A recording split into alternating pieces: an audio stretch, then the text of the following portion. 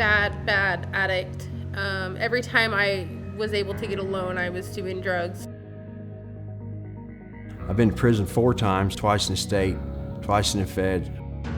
I was doing all this crazy stuff, cooking drugs and just staying high. God called me from a prison cell. I was a homeless drug addict, and my hope was found in a needle.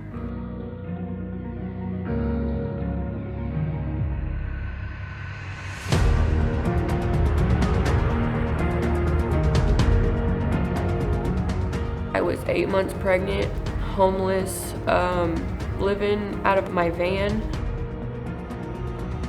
You know, it wasn't Freeway that saved me, it wasn't John Stroup that saved me, but God uses Freeway in such a mighty way as a tool to reach these people. There's not a community or a county in America that doesn't have a drug problem. And the church has the answer, and it's the gospel of Jesus Christ.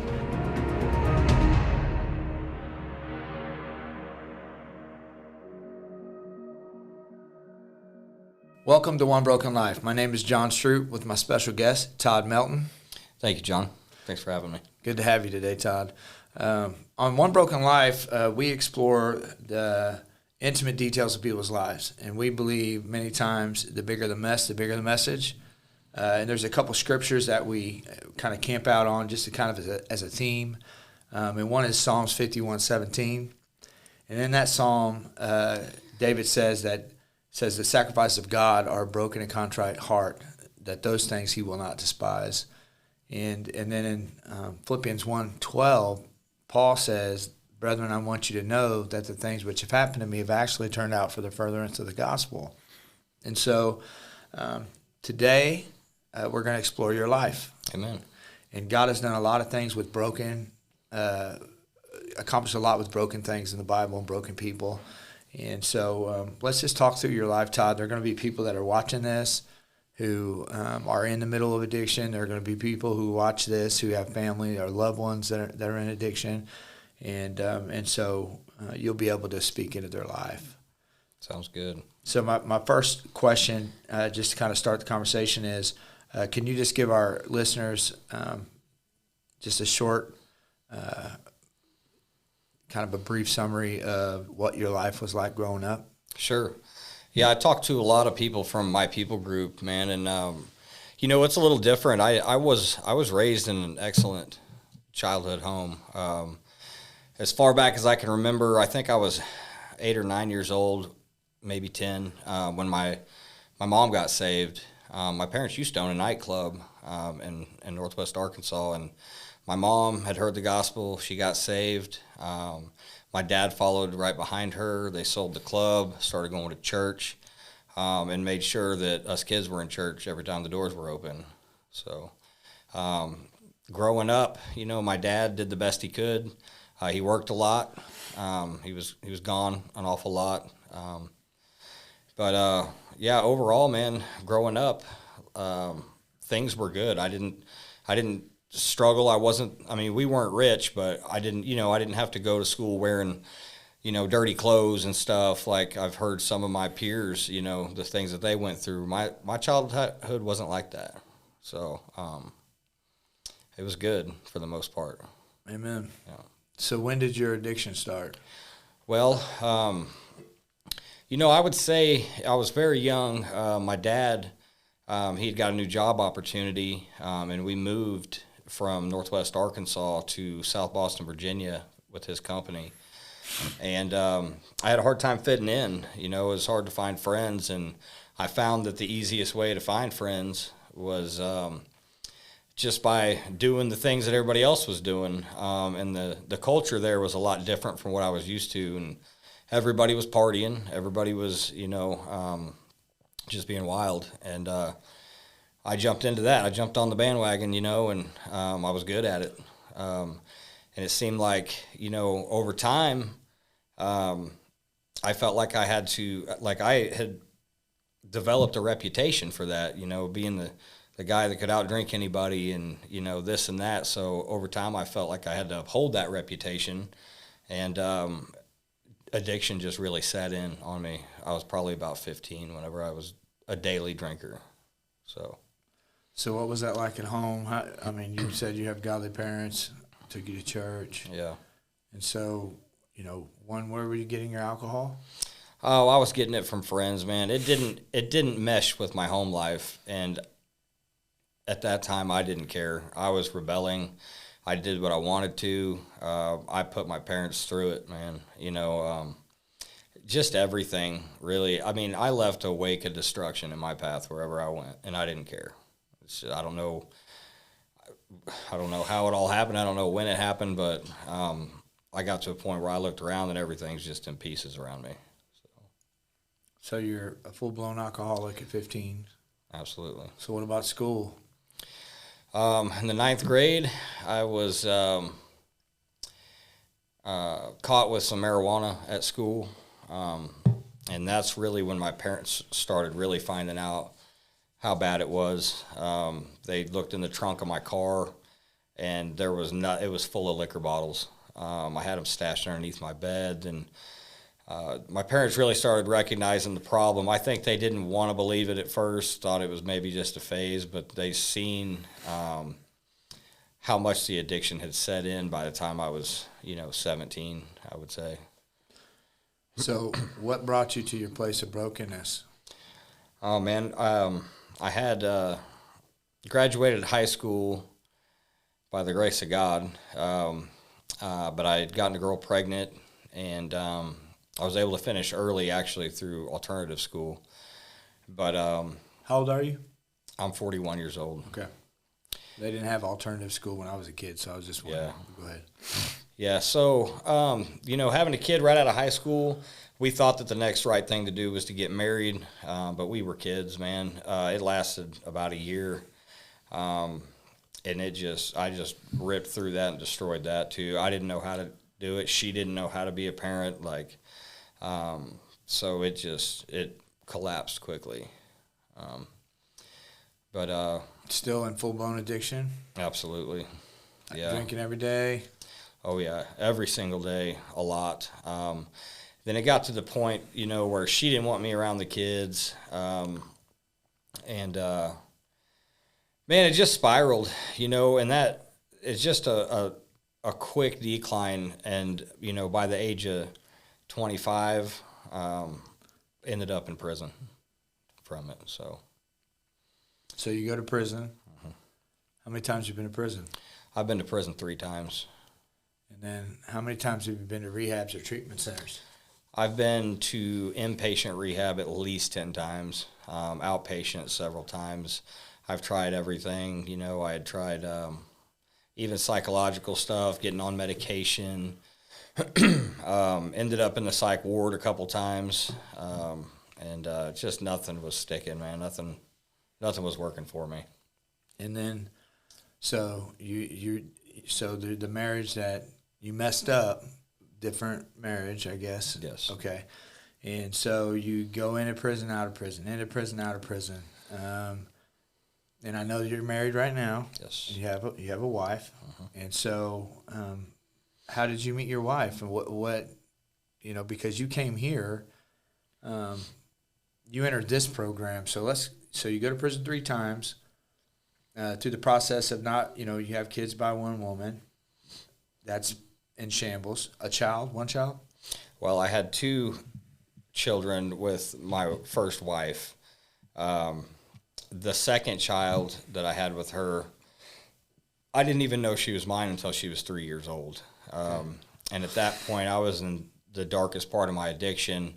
And she had convinced me, to sign my rights over. It'd be better for the kids, and at that time I had no hope, and I knew I was doing bad, and I didn't want my kids to see that, and so I did it. I signed my rights over, and it's a decision that I will forever regret, and it's also one that fueled more of my addiction. It was pretty bad. In the meantime, while all that was going on, I had a child with another woman who I was not married to. So my kids now are 22, 19, and my daughter is 15. And now is that including the children that you signed your rights over to? Yes. Okay. And so you marry another woman. And tell us about that. Like, how did you guys meet? Was she in addiction too? Yes. Well, when I had got out of prison, I got a job. I was finally starting to do pretty good. Had my own place, and I was online one day, and I seen Kara online, and I hadn't talked to her in a long time. I had known her for about 10 years prior to me messaging her, and I used to actually live. Me and my girlfriend at the time used to live with her and her fiance at their house when I was doing bad, hopping from house to house, and. So I knew her. She was a friend of mine, and I had messaged her one day and asked her how she was doing, and she thought maybe we should catch up, and so we got together that night, and we haven't been apart since. So, Okay. So she was in addiction as well. absolutely. And so now let's walk through this. So you end up broken relationships, damaged, your relationship with your wife, your baby mama, your kids, everything because of your addiction. Absolutely. And your addiction was alcohol mainly, right? Mainly, yes. And so you are a drunk. Yes. And alcoholic, I don't know if I like that word so much. I would say drunk. I was a miserable drunk. And Yes. so you couldn't stop drinking. And so your wife now, Kara, Yeah. she obviously she stopped, right? Yes, she did. And you came to a place where you put an application in for the Freeway Ministry 1-year-long residential program. Mm-hmm. Talk about that. Well, I was at a point, I remember walking down the street, John, and I crying out to God, telling him to just please take this bottle from my hand. And it was the bottle that I had a death grip on that I wasn't willing to let go of.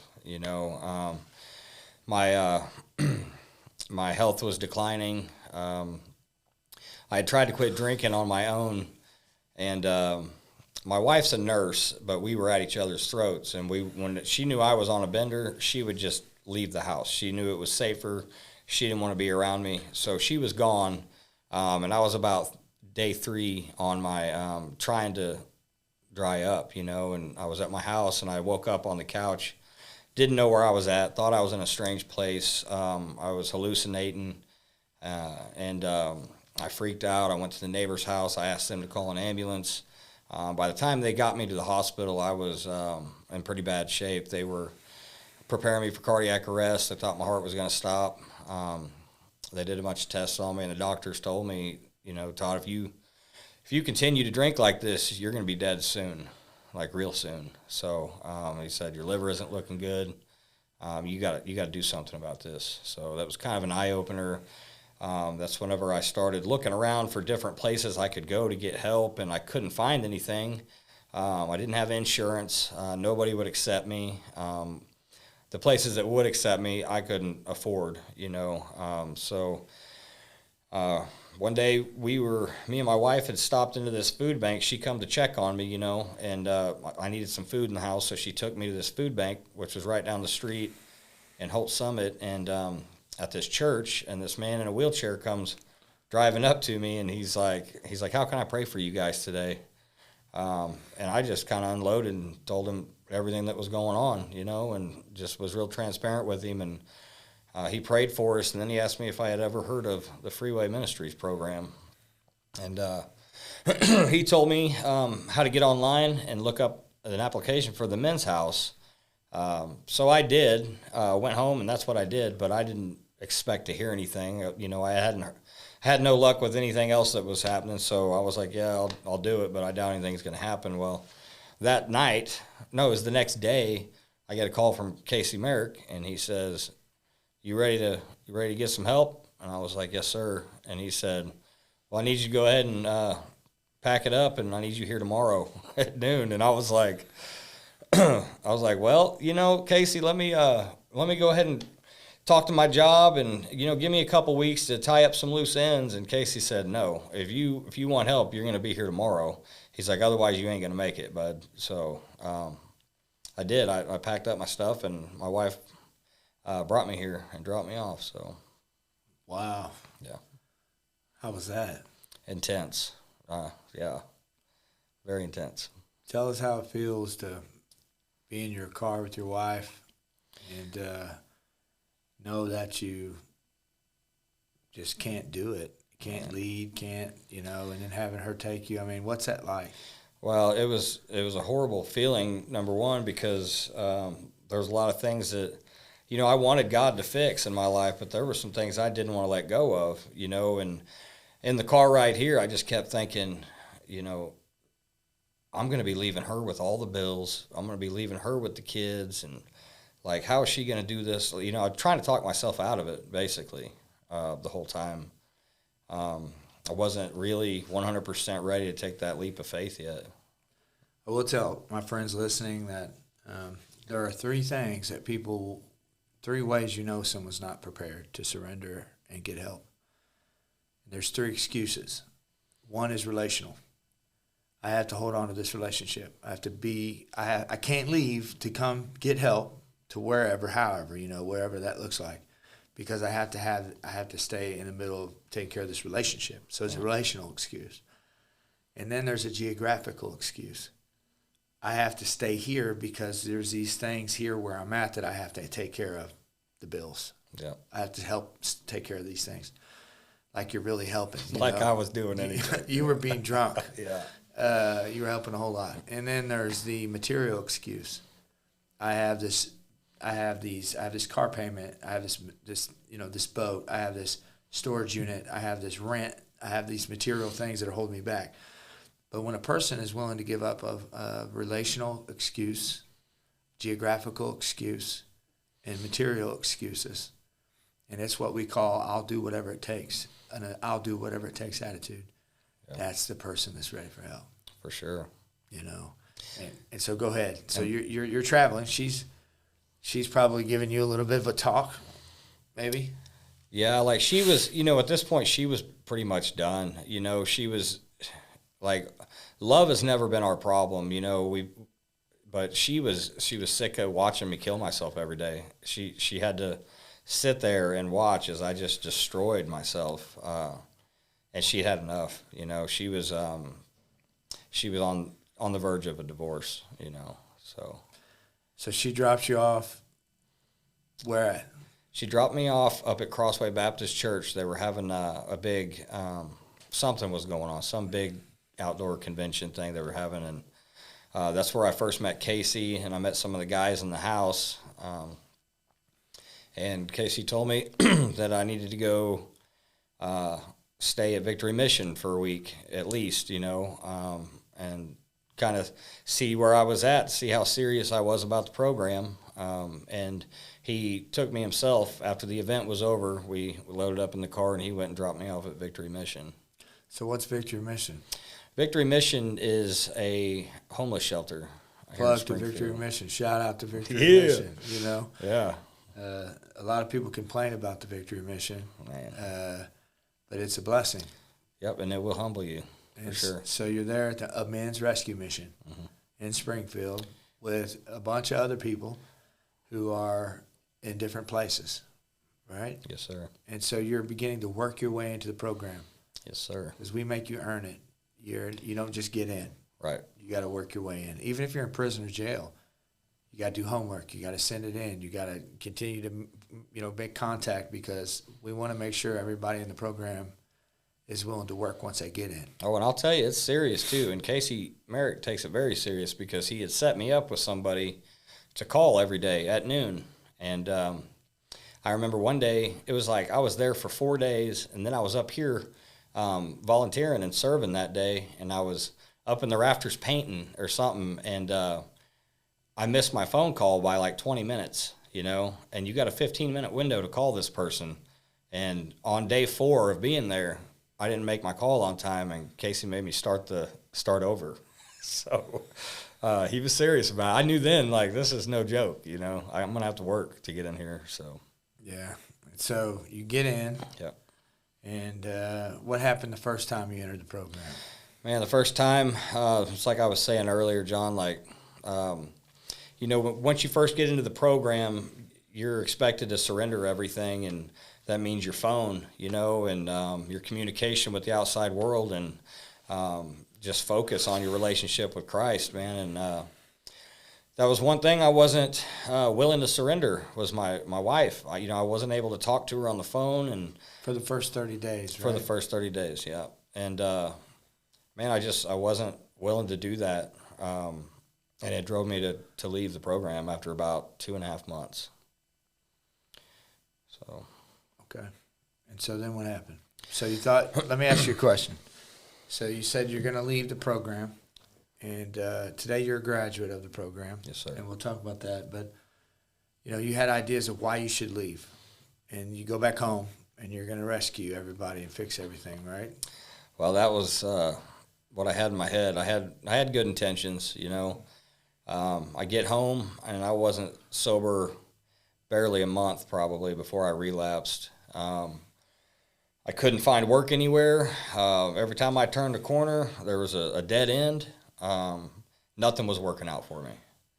So just thank God that, he can hit a moving target, man. He wasn't allowing me to go back out there and continue to live like I was living. He was done with it, and I recognized that after a while.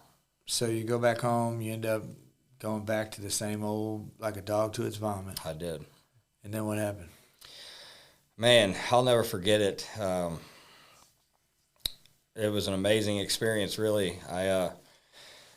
Middle of the day, should have been out looking for a job, but I decided I was going to go play Frisbee golf, and they had a Frisbee golf course that was behind my house, within walking distance. But, I took a detour and went to the end of the street to the liquor store. I filled my pockets up with shot bottles, and I'm headed down to go, throw some discs. And walking down the road, and some lady and some man pulled up next to me in a van, great big old van. And this couple looked like they had just, came from church. And she rolls down her window and she hollers at me. She's like, "Hey, you." And I was like, "Me?" And she said, "Yeah, come here." And so I walked over kind of towards the van, and she said, she's like, "I got a message for you." And I said, "Yes, ma'am." And she said, "I know you don't know me, but you need to stop running." And I was like, "Excuse me?" And she said, "Yeah, I'm just doing what the Lord asked me to do." She's like, she said, "You need to stop running. You need to turn around. You need to lay down whatever it is that you're putting before God, and you need to turn around and run towards him and not away from him." And I was like, kind of just stood there in shock. And she said, "He told me to tell you that he started a good work in you, and he ain't done yet. So you need to run back to him." And I knew in that moment, John, that the Lord was speaking directly into my heart. And because I had thoughts of seeing if I could get back in the program. I was struggling with it. And after that lady spoke, I was just, man, I had an overwhelming sense of peace come over me. And I didn't even make it to the Frisbee golf course, man. I went straight back to the house, and I told my wife what happened. And I told her, I was like, "Babe, we need to talk." And she said, "You need to go back to Freeway, don't you?" And I said, "Yes." And she said, "Well, I'll support you 100%. You need to go get yourself right, So luckily, I was able to get a hold of Casey, and he told me get my butt back up here. So What'd you do with the shot bottles? I chucked them. They didn't make it home with me. I promise you that. You threw them away? I was so convicted. Oh yeah. That's awesome. Yeah. So you come back, you enter the program, you humble yourself. Yeah. And tell us what happened. I mean, what happened? What was that like, and how has God used that in your life? Man, I was really able to start really self-reflecting, man, and I realized that, this whole time I've always tried to do this Christian walk. It always came easy for me to understand the word, intellectually. I got it, but there was one thing I was missing my whole Christian walk, and that was application. I was not applying the truths that I was learning to my heart, and therefore there was no change. And so I told myself coming back in, I was like, this is it. I don't have another relapse in me. I'm not going to survive it. And so I wanted to see what it was like, see what would happen if I actually gave it 100%, and started applying God's truth to my heart. And, man, that's when the fruits started coming. You know, that's when the change happened right there. So you get a job Yes. and you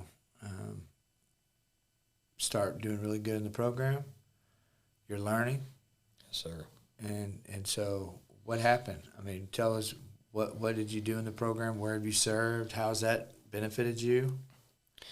Yeah, well, I didn't realize how much I loved serving until I started serving, man. And it just, you know, God really softened my heart through that, knowing that I was serving Him by serving His people.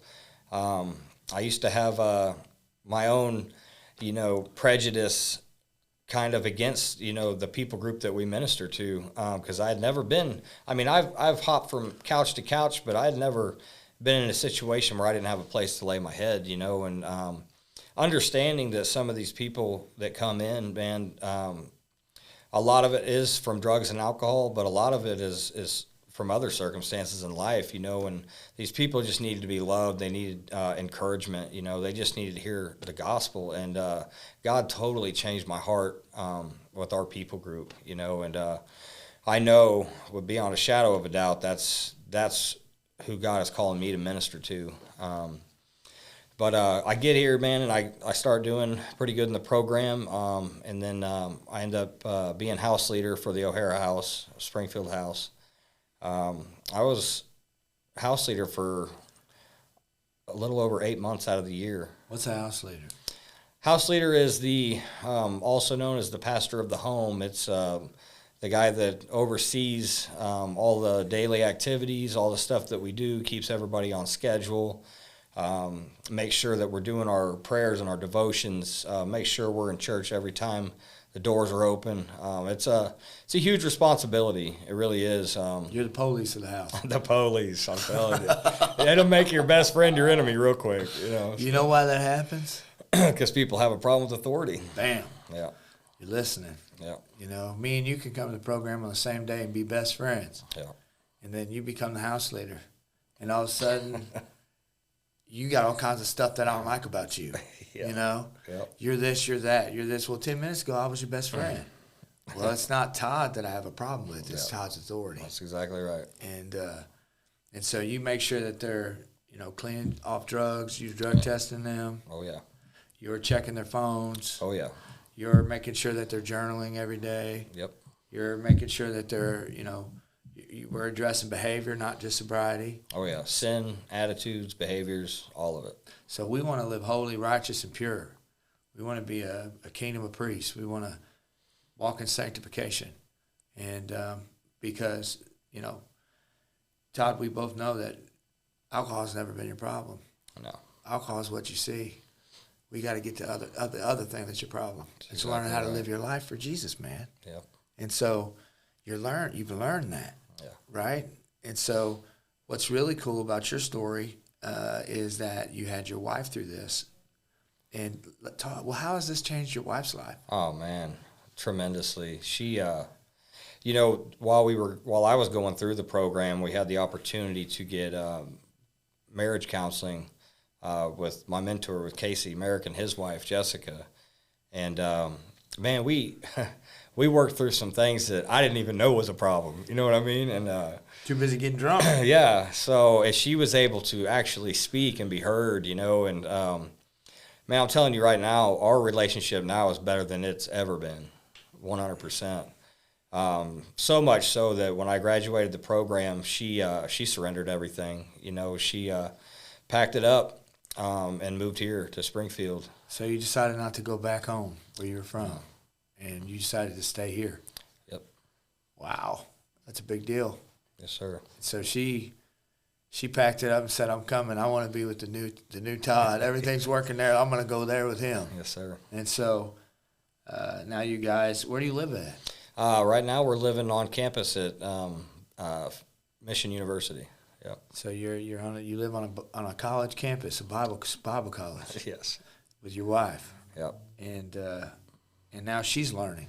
Absolutely. Yeah. She started her discipleship with Jessica Merrick, and she's going through that now. She also signed up for our seasons classes, which she started now, and I'm going back around with her this time, so I'll get a double dose of it. So. Man, I'm so proud of you, dude. Thank you. What about your kids? What are they what are they saying? Oh man, my kids are they're beside themselves, and proud of us, me and her. We've had, a little bit of a challenge has been, we were always the cool parents, and we always let our kids do whatever they wanted to do, and as long as they were at home safe was our justification, That was my mom's too. Yeah, so now that we're living right, I had a fear that, how are we going to tell them that they can't do this now, which none of them live under our roof anymore, but they respect us so much now, like whenever I go home to visit, like they know the kind of lifestyle we're living, and they respect it to a T. They watch their mouths around us. They don't, smoke weed or any of that kind of stuff when we're around, and they know how we feel about it too. And I think that the biggest thing that's going to help change their view on that stuff is just her and I walking it out in front of them, So, what's God doing in your life right now? Oh man, He has blessed me with a new job, which is amazing. I love it. It's the kind of work I like to do, and it's with a group of men that we all go to the same church, and it's just every day I get up and look forward to going to work. He has allowed me to take care of some things that I never thought was going to be possible, with my child support, things that are going to help me just take steps to work towards, but also be able to live at the same time. I've been having a pretty bad struggle with that. Doing the right things, man. He's just going before us and everything that we're doing. It seems like He's just blessing everything that we do, man. It's if I had to sit and write a list, it'd be a long list, So you're in the internship? Yeah, I started my internship today. So. Okay, and the Timothy Project? Yes, sir. So you're here, you spent the day today at the shower trailer ministry. Oh, man, it was amazing, yeah. Helping homeless people receive clean showers and ministering to a youth group that came to serve with us today. Yes. And so what's different today? About you, Todd? What's different right now than before when you try to get clean?